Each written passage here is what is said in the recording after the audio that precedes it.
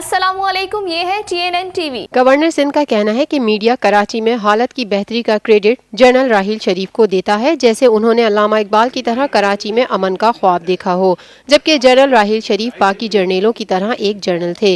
वो भी एक आम इंसान थे, उनको ज्यादा बड़ा न बनाया जाए।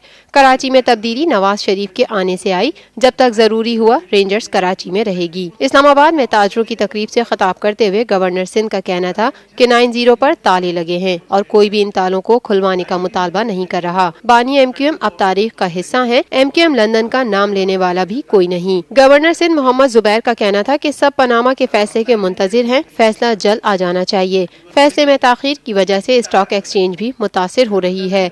कराची के हवाले से गुफ्तगू करते हुए उन्होंने कहा कि कराची में दुनिया बदल चुकी है, तमाम सियासी जमातें मिलकर भी कराची को अब बंद नहीं कर सकती। उन्होंने कहा कि बानी MQM ने 2004 में दिल्ली की जो बात की थी वो 2013 से ज्यादा खतरनाक है। दिल्ली में खिताब का एक अलामती पहलू है जिस पर उन्होंने माफी भी मांगी थी। बानी MQM उस वक्त जनरल परवेज मुशर्रफ के इत्तेहादी थे। देखते रहिए ताज़ा तरीन खबरें और exclusive reports. Lotus Lake Towers, a groundbreaking endeavor by Lotus Properties.